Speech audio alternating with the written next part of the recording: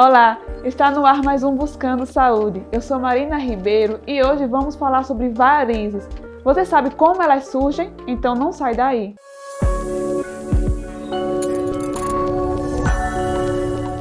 E para explicar mais sobre esse tema, nós convidamos a angiologista e cirurgiã vascular, doutora Sara Rodrigues. Sara, seja muito bem-vinda. Obrigada, Marina. Doutora, para iniciar, o que são as varizes? As varizes nada mais são do que veias dilatadas, né, que ao longo do tempo podem existir vários fatores que podem contribuir para que a veia ela dilate. E quando ela dilata, ela torna-se uma varize. E aí, dependendo da profundidade, elas podem ser saltadas, elas podem ser aquelas aranhazinhas, né, vasculares que a gente chama, que são microvarizes. Então, tudo isso pode acontecer. Doutora, e como elas surgem? Quais são as principais causas e qual a parte do corpo elas mais costumam aparecer? Tem uma parte mais específica? Sim, as varizes normalmente, a gente fala muito em varizes das pernas, né? Mas assim, existem varizes nos braços, por exemplo, existem aquelas veias de face, existem varizes na região de abdômen, de costas. Então assim, elas podem estar inclusive dentro da região abdominal, né, da nossa barriga. Então elas podem estar em qualquer lugar do corpo que possuam veias, né? Então, como existem veias em todo lugar, elas podem estar presentes em qualquer lugar do corpo. Mas a principal causa dessas varizes é justamente a questão da herança familiar. Então, assim, o componente familiar, enquanto a gente está fazendo uma anamnese, colhendo a história clínica do paciente, a gente sempre pergunta sobre a história familiar. Ela tem que estar presente, ela normalmente está presente em 80% da população que tem algum parente, principalmente parentes de primeiro grau, né, pai, mãe, irmãos, que contribuam aí. Outros fatores de risco é o sobrepeso, né, a questão do sobrepeso, da obesidade, isso também pode contribuir. O tabagismo indiretamente, a falta de atividade física, né? Atividades, por exemplo, que a gente passa muito tempo numa mesma posição, seja em pé, sentado, ele também pode ser um fator relativo para o surgimento de varizes, né? E às vezes algum trauma que possa vir eventualmente a desenvolver algum grau de varizes e insuficiência venosa, né? Porque as varizes nada mais é do que a doença chama insuficiência venosa crônica, né? Que é uma doença que infelizmente não tem cura, é igual, eu falo para todo mundo que é igual a pressão alta, diabetes, assim, mas tem controle. E do mesmo jeito que a gente vai, por exemplo, para um cardiologista, vai para um endócrino, né? Vai fazer seu check-up, é importante também fazer o check-up vascular, porque também faz parte aí para a gente evitar progressão de doença, de varizes, não só de varizes, mas também de outras comorbidades que possam existir. Doutora, era isso mesmo que eu ia lhe perguntar. Podem surgir outras complicações a partir das varizes? Sim, com certeza. Quais são elas? Dá para citar alguns exemplos e explicar mais um pouquinho para a gente? Então, as varizes, na verdade, já são um sinal, né, que o nosso organismo emite de alerta para dizer que tem alguma coisa doente no nosso corpo. Então, o que é que acontece? A gente pode sentir dor, aquela sensação de peso, de cansaço nas pernas, podem surgir edemas, que são os inchaços. Também, em alguns graus elevados, elas podem contribuir também para o surgimento de uma trombose. Outra coisa que também pode acontecer, que às vezes a gente não associa muito com a insuficiência venosa, é o surgimento de manchas nas pernas, aquelas manchas mais escurinhas, aqueles pontinhos mais escurecidos na perna. E, em último caso, naqueles estágios mais avançados, podem ter o surgimento de feridas. Doutora, é possível evitar as varizes? Sim, com certeza. Como seria, no caso, essa prevenção? Quais são os hábitos que a gente deve evitar para não contribuir com o surgimento de varizes? Primeira coisa que eu falo para todo mundo, ter uma alimentação saudável. Isso aí é uma coisa que é extremamente importante, né?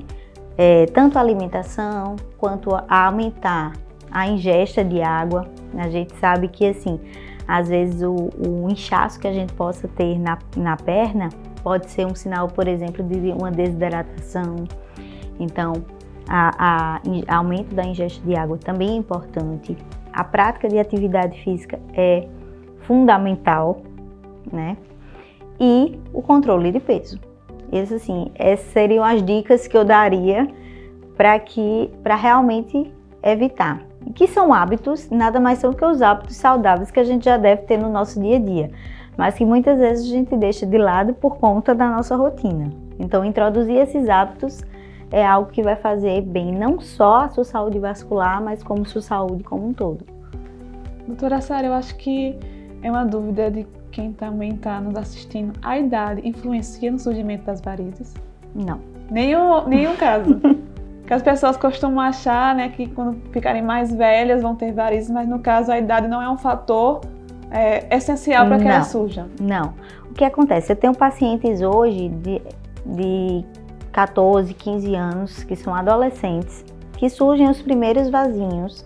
E tenho pacientes idosos de 80, 90 anos. Então, assim, não existe uma idade. Existe o quê?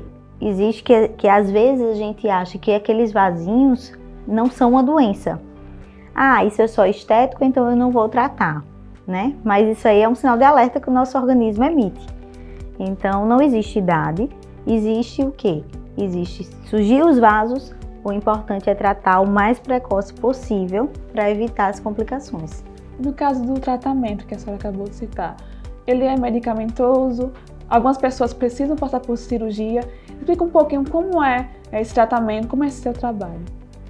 Então, hoje no mundo existem aproximadamente 7 a 8 tipos de tratamento diferentes para varizes.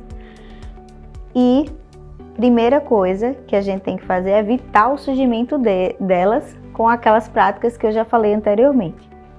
A questão da medicação, ela só vai tratar a sintomatologia do paciente.